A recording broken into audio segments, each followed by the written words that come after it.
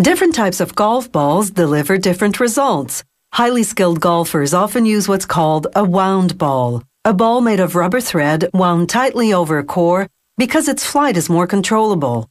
But most people use what's called a two-piece ball, a ball whose core is covered in a dimpled material. Today's golf ball has really come a long way if you consider that the early ones were made of feathers. This is what's inside now, a bouncy rubber. They mix it up with other chemicals to make a hot batter, and then roll it out like a pie crust, cooling it between two huge steel drums. Next, they push the rolled-up rubbery sheets into this machine called an extruder.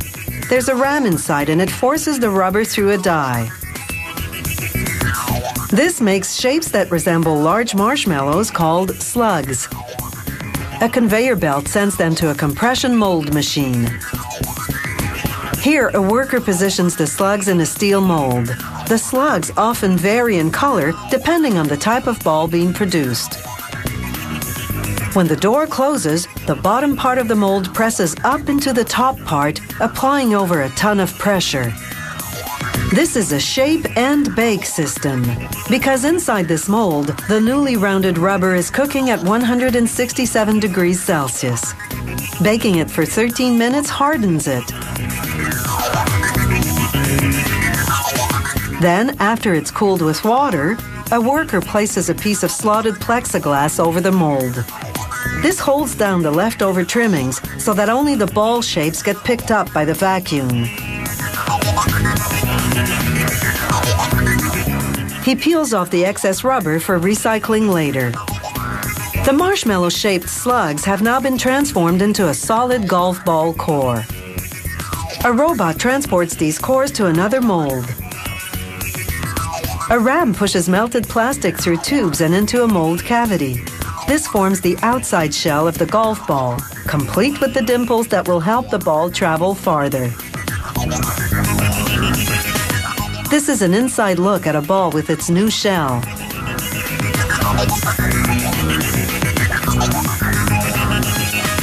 This injection molding system generates 4 dozen golf balls every minute.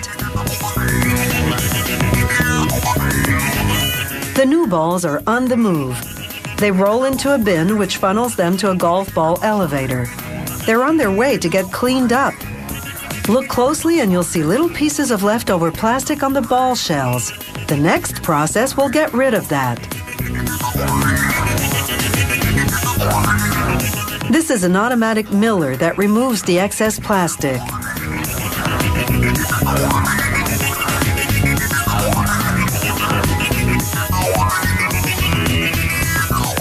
This is a golf ball before milling. And here it is after the flecks of plastic have been removed.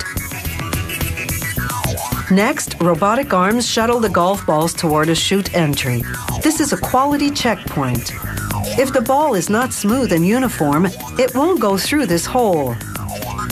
Now, a wheel rolls the golf balls towards a stamping machine. Robotic arms carry silicone pads to an etched steel plate. The pads soak up ink from the etched plate and transfer it to the balls.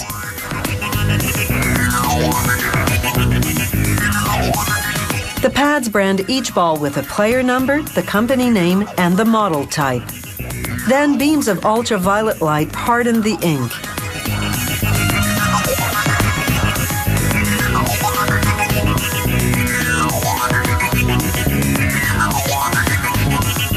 They dump the balls into a bin, but they funnel some balls over to another stamping machine.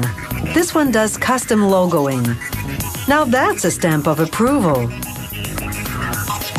Next, an automated machine sprays the balls with polyurethane while they rotate atop spindles. The polyurethane protects the ink logos that have been stamped on the balls.